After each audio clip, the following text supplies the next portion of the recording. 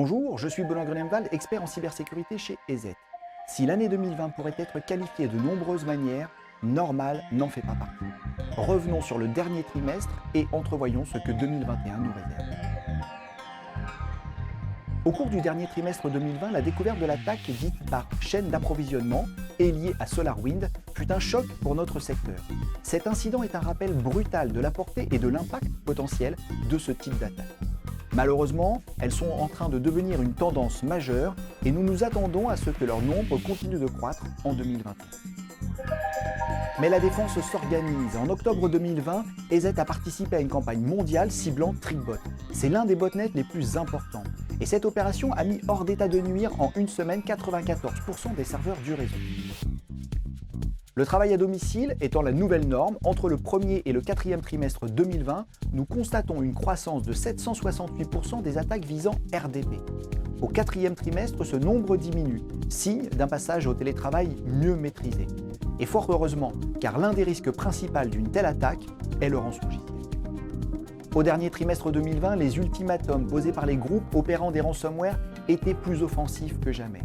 Et même si le groupe Maze, pionnier du doxing, cessait ses activités au quatrième trimestre, d'autres acteurs continuent voire s'engagent pour diffuser des rançongiciels. Rien ne laisse à penser que ceci faiblira en 2020. Les ransomware sont-ils plus rentables que les malwares bancaires? Est-il plus simple de s'attaquer aux entreprises et à leurs données plutôt qu'aux institutions financières? Eh bien, c'est la question que l'on peut se poser et force est de constater que l'activité des malwares bancaires est toujours en déclin au dernier trimestre.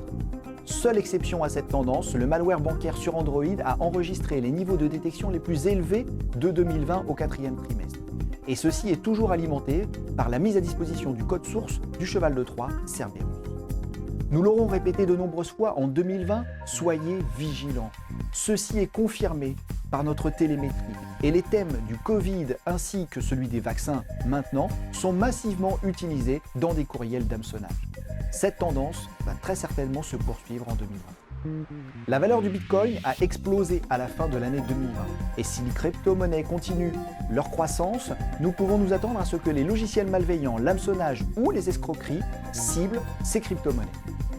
Nos laboratoires ont publié un nombre important de recherches liées à des attaques dites de supply chain, chaîne d'approvisionnement.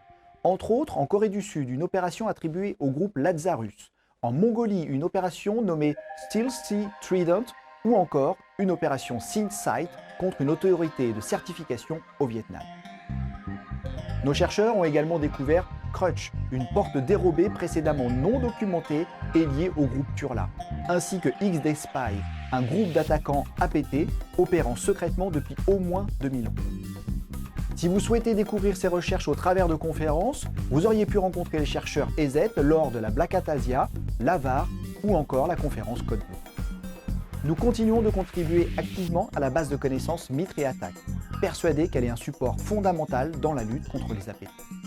Merci d'avoir suivi cette vidéo, vous pouvez retrouver l'ensemble des sujets abordés ainsi que tous les détails dans notre rapport trimestriel. A bientôt pour une prochaine vidéo, d'ici là, restez vigilants.